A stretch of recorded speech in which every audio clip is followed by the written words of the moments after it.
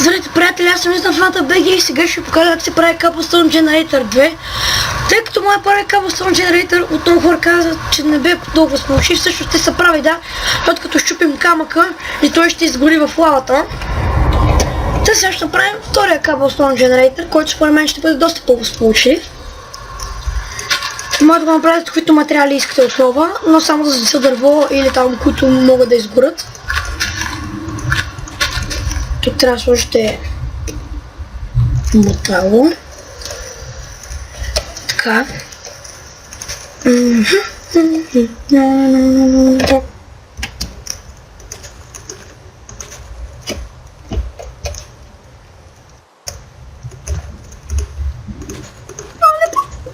Чай, че Vortex ми набия на песечка главата.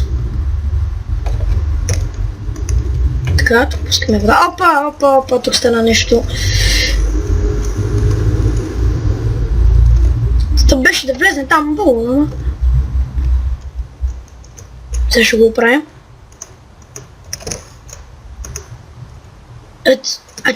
Не. Ай, чакай малко.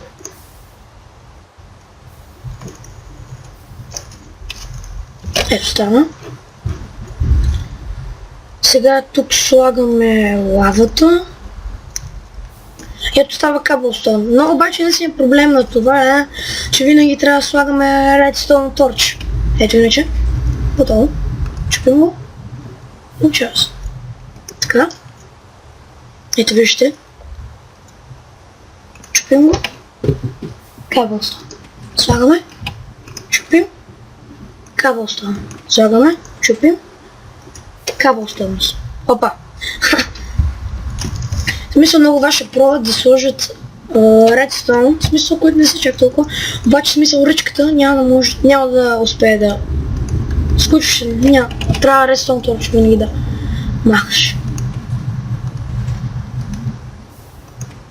И сега колкото Cobblestone искате си правите, ето тук. Това беше клипа, чао!